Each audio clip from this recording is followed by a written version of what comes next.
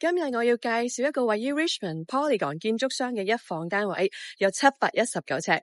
我最中意佢嘅地方咧就係空間冇被切碎晒嘅，冇話夾硬隔兩房啊或者一個細廳出嚟，反而將所有嘅空間咧留俾客廳同埋睡房。所以你一入到去咧就會見到客廳可以係真正坐得舒服啦，睡房放到一個 king size bed 之餘咧，仲可以加埋張梳妝台或者書台。我覺得呢個單位咧好適合3類人嘅，你睇下你會唔會係其中一類？第一就係情侶想住得舒服啲，但又未必需要兩房。第二就係想 downsize， 想生活簡單啲，但又唔想住得咁窄。第三咧就係第一次搬出嚟住，想有一個真正屬於自己嘅空間。而且呢個位置咧係好方便噶，附近有 Walmart 啦，好多餐廳啦，瑜伽 studio 啦，診所、銀行啦，同埋 liquor store。咁呢個屋苑咧，其實仲有泳池啦、健身室啦、party room。等我帶你入去睇下，點解呢個一房都可以住得咁舒服？即刻入嚟！一入到去係咪覺得好光猛、好 warm 呢？而且有一個9尺嘅樓底，所以好有空間感。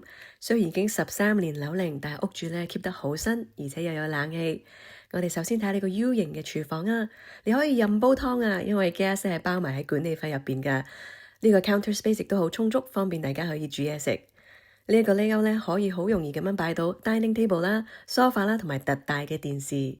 跟住睇埋睡房先，睡房呢個窗咧就望到露台，咁業主咧已經將好多嘅家私搬走咗啦，但係呢一個空間咧，你絕對可以擺到 king size bed 啦，左邊呢度可以擺到一個床頭櫃或者書台啦，右邊亦都可以擺到床頭櫃或者一個小梳妝台噶。跟住我哋睇埋洗手間，我自己就好中意呢個洗手間嘅大鏡啦，同埋呢度玻璃門咧係有一個黑框，我覺得好 modern。咁跟住呢一道門咧，其實可以通翻出去廚房。